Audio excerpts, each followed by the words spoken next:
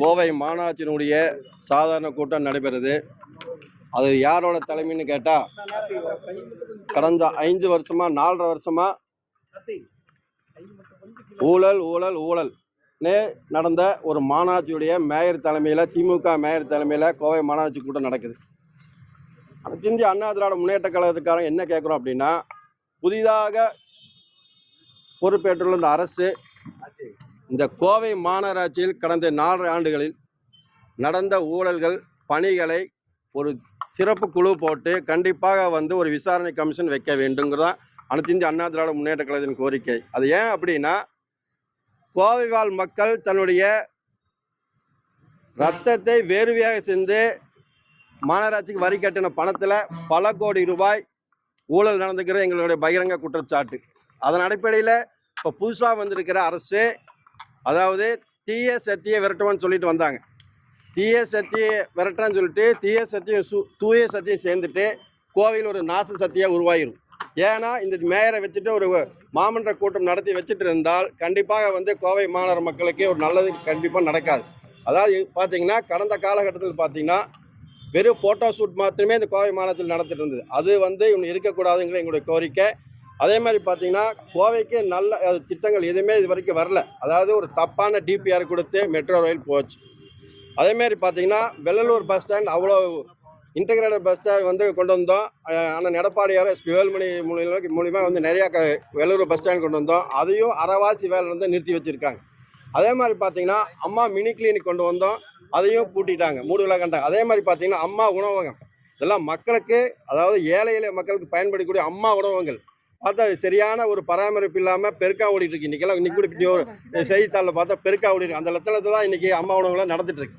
இதெல்லாம் சரி செய்யப்பட வேண்டும். இந்த புதிதாக ஏற்றிருக்க அரசு கடந்த, அதாவது சட்டமன்ற எலெக்ஷனுக்கு முன்னாடி பல 100 கோடி ரூபாய்க்கு டெண்டர் விட்டுருக்காங்க.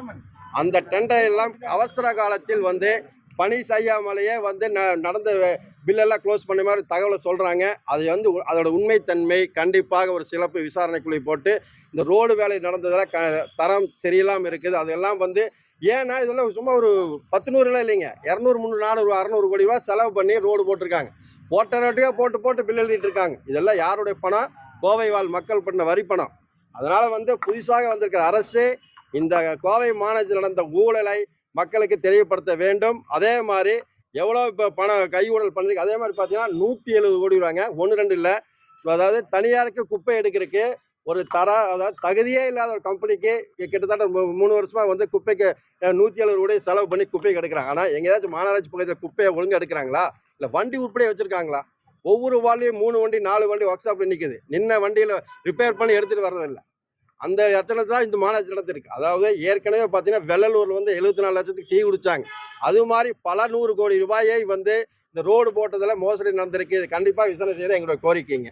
அதே மாதிரி பார்த்தீங்கன்னா இன்னைக்கு நம்முடைய கடந்த திமுக ஆட்சியில் பார்த்தீங்கன்னா ஜியோ நம்பர் 152ன்னு ஒன்று கொண்டு வந்தாங்க. நம்முடைய துப்புரவு பணியாளர்கள், நம்முடைய மாநகராட்சியுடைய இதயமாக விளங்கக்கூடிய நம்முடைய துப்புரவு பணியாளர்கள், அவங்க தான் நம்முடைய மாநகர தூய்மையாக வச்சுக்கிறாங்க. அப்பேற்பட்ட துப்புரவு பணியாளர்கள் இன்னைக்கு வரைக்கும் வாரிசு கூட, அவங்க அப்பா அம்மா இருந்தால் வாரிசு கூட வேலை கிடைக்காம சுற்றி இருக்காங்க, கஷ்டப்படுறாங்க. அதே மாதிரி பார்த்தீங்கன்னா சிஎஃப்எஸ் ஃபண்டு மாதம் பிடிக்கிறாங்க. ரிட்டையர்ட் ஆனால் கைக்கு வரும்னு பென்ஷன் தான் கொடுக்கறது இல்லை. அந்த பணத்தையாவது நேரத்துக்கு கொடுத்தா அவங்க பிரயோஜனம் இப்போ கொடுக்க மாதம் 4000 5000 10,000 அவங்க சம்பளத்தில் பிடிச்ச பணத்தை ரிட்டையர்ட் கொடுக்குறக்கு என்ன ஏன் லேட் பண்ணுறீங்க?